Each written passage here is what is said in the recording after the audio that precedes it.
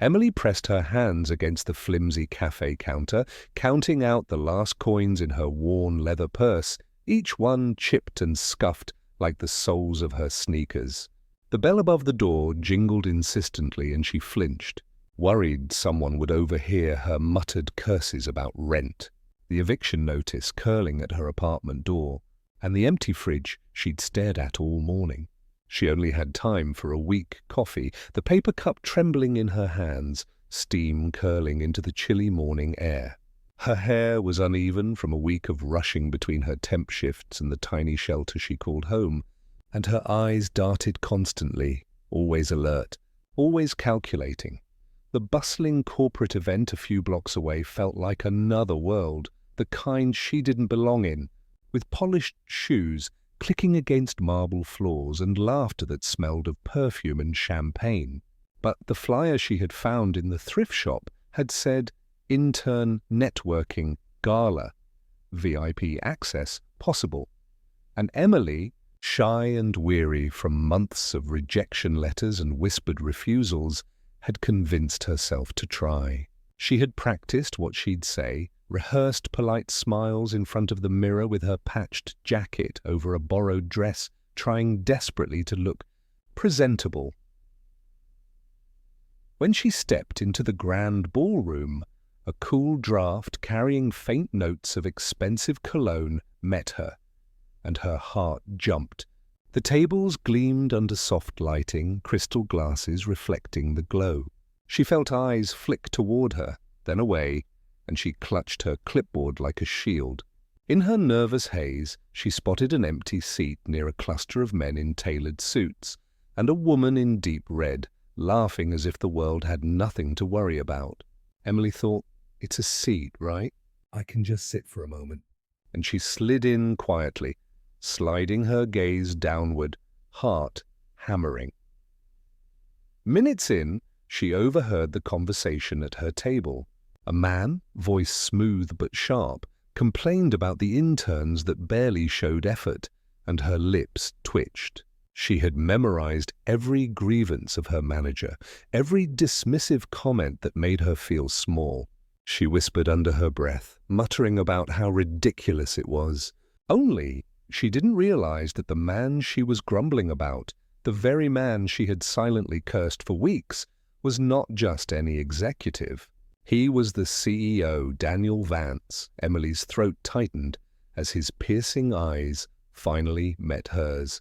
For a long, frozen moment she didn't breathe. Her cheeks burned hotter than the steam from her abandoned coffee back at the shelter. She wanted to crawl under the table, disappear, evaporate.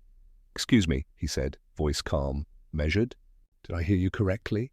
Emily's words choked in her throat, her mind scrambling. I was just," she began, fumbling with her clipboard, her hands shaking so badly she almost dropped it.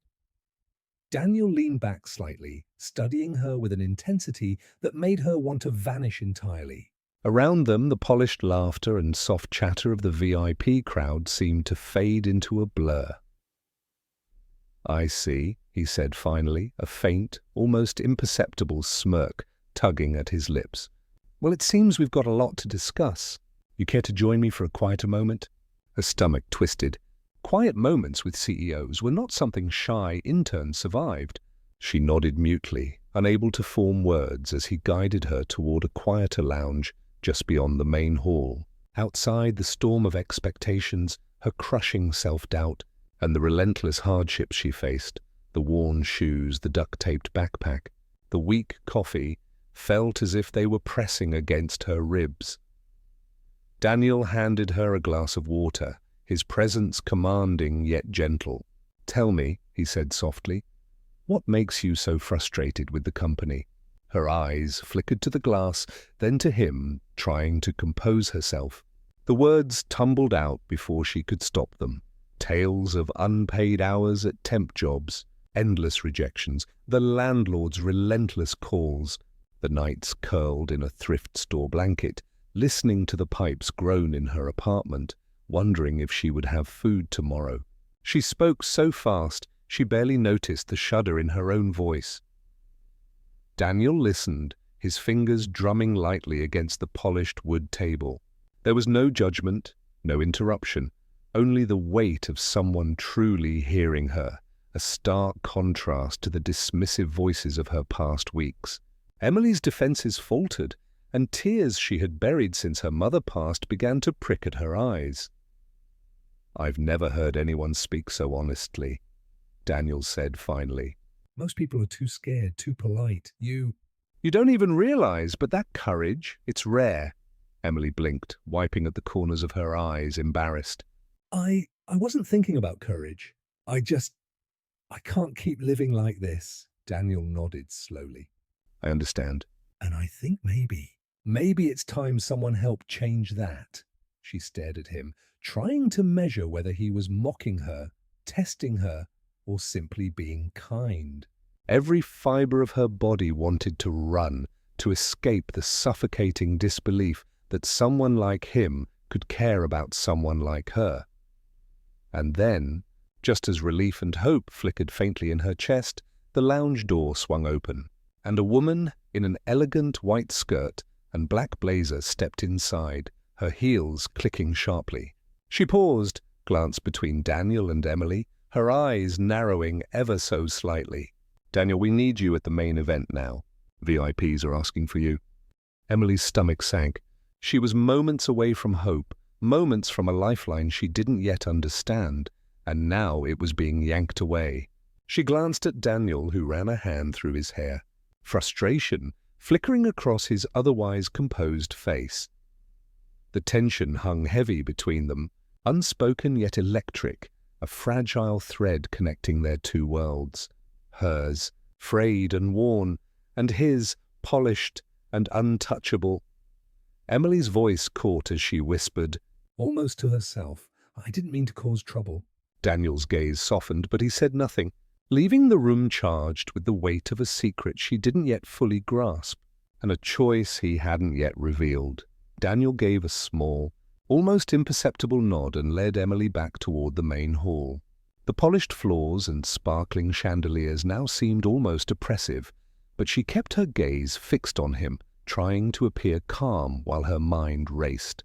The woman in the white skirt had returned to her conversation with another executive, giving Daniel just enough space to guide Emily to a quiet corner near a grand window. Rain streaked the glass, tapping lightly against the pane, and Emily felt a shiver run through her, both from the cold and from nerves. "Sit," Daniel said softly, gesturing toward a leather armchair. He leaned against the frame of the window, his presence steady and unyielding. "I want you to hear something first." Most people never get a chance to be seen for who they really are. You just did. And that honesty, your struggle, your courage, it matters. Emily's lips trembled, but she forced herself to meet his eyes. I don't know what to say." Nobody notices, not really. Her voice cracked as she glanced down at her hands, knuckles white.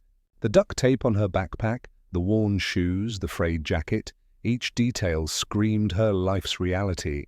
"Everything's always falling apart." Daniel walked over, crouching slightly so he could meet her at eye level. "Then maybe it's time for someone to help put it together." His tone carried no pity, only certainty. "I can't change the past, Emily, but I can help you get a start that actually counts." She blinked, trying to comprehend the offer. A part of her screamed that this was impossible, that she was dreaming, but another part, the tired, hungry, desperate part, dared to hope. You really mean that?" "I do," he said, smiling faintly. "I want to give you an opportunity to work on something meaningful here, full-time. Not an intern role with endless menial tasks, but real responsibility, if you're willing to take it." Tears threatened to spill again, but Emily shook her head, brushing damp hair behind her ear. I don't even have a proper suit, or shoes that don't fall apart." Daniel's expression softened. "We'll handle that. Come in tomorrow. Wear what you have, and we'll take care of the rest." For the first time in months, maybe years, Emily felt her chest expand, not from relief alone, but from the strange, unsteady warmth of hope. She imagined herself walking into that office, her worn shoes replaced, a sense of dignity restored. And yet, the memory of every hardship, empty fridge, flickering bulb, the nights curled in her thin blanket, was still a part of her, a quiet reminder of why she needed this chance. The woman in the white skirt returned, speaking sharply. "Daniel, they're expecting you." Daniel nodded, turning toward Emily. "Go home tonight. Rest.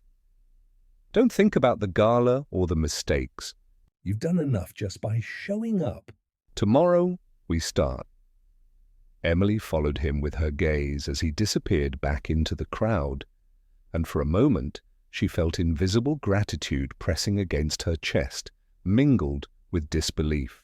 She allowed herself a small, shaky smile, whispering, maybe it's really happening." The next morning, Emily entered the office building, heart pounding. The lobby smelled faintly of polished wood and coffee, a sharp contrast to the stale air of her tiny apartment. Daniel was already there, reviewing papers at a sleek desk. He looked up, gave a brief nod, and gestured toward a stack of professional attire. "We start with basics." You deserve to feel confident, not just hopeful. She picked up a tailored blazer and smooth skirt, feeling the difference immediately. The weight, the clean lines, the subtle power they lent her posture. As she changed, she caught her reflection in the mirror, a young woman still shaped by hardship, but now carrying the beginning of dignity and respect like a quiet armor. Weeks passed, and Emily's life shifted in ways she had never imagined. She still counted coins carefully, still remembered the nights curled under thin blankets, still flinched at sudden noises, but she also learned the rhythm of meetings, deadlines, and small victories. Daniel didn't hover, but his guidance was consistent, allowing her space to grow while quietly supporting her when she faltered. One rainy evening, Emily stayed late, finishing a presentation. She stepped outside to find Daniel waiting, an umbrella held over them both. "You're doing well," he said simply. "Not because I helped, but because you never gave up." Emily smiled, the streetlights reflecting off wet pavement, highlighting the lingering shadows of her struggles. I never thought anyone would see me." "Most people don't," he replied, his voice gentle. "But sometimes someone notices, and that's all it takes to change a life." She thought of her empty fridge, her duct-taped backpack, the nights she went hungry, and realized that the world hadn't suddenly become perfect. It was still messy, cold and unpredictable, but one act of recognition, one gesture of generosity, had given her a foothold, a way forward. She carried that moment in her chest, a fragile, glowing seed of hope.